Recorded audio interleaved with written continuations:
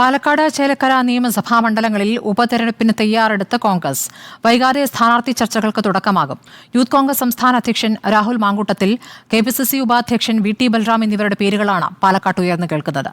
ചേലക്കരയിൽ രമ്യ ഹരിദാസിന് പ്രഥമ പരിഗണന നൽകണമെന്ന അഭിപ്രായവും ശക്തമാണ്.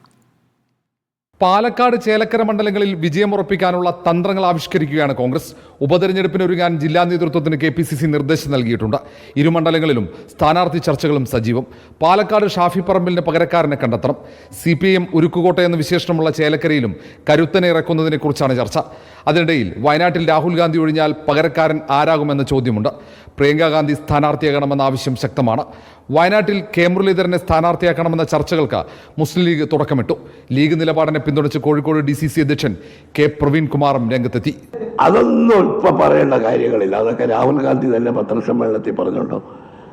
ഞാൻ രണ്ടിടത്തെയും ജനങ്ങൾക്ക് നന്ദി പറയുന്നു. അല്ല, അത് തീർച്ചയായിട്ടും അദ്ദേഹം ആലോചിക്കുമെന്ന് പറഞ്ഞല്ലോ. പാലക്കാട് നിലനിർത്താൻ ഷാഫി പറമ്പിൽ അരയും തലയും മുറുക്കി രംഗത്തുണ്ടാകും. യൂത്ത് കോൺഗ്രസ് സംസ്ഥാന അധ്യക്ഷൻ രാഹുൽ മാങ്കൂട്ടത്തിൽ, KPCC ഉപാധ്യക്ഷൻ VT ബൽറാം എന്നിവരുടെ പേരുകളാണ് ഉയർന്നു കേൾക്കുന്നത്. ആലത്തൂരിൽ പരാജയപ്പെട്ട രമ്യ ഹരിദാസിനെ ചേലക്കരയിൽ മത്സരിപ്പിക്കണമെന്നാണ് മറ്റൊരു നിർദ്ദേശം. അരൂരിൽ ഷാനിമോൾ ഉസ്മാനിലൂടെ നേടിയ അട്ടിമറി വിജയം ചേലക്കരയിൽ ആവർത്തിക്കുമെന്ന് കോൺഗ്രസ് കണക്കുകൂട്ടുന്നു. Reporter R. Roshipal, in reporter.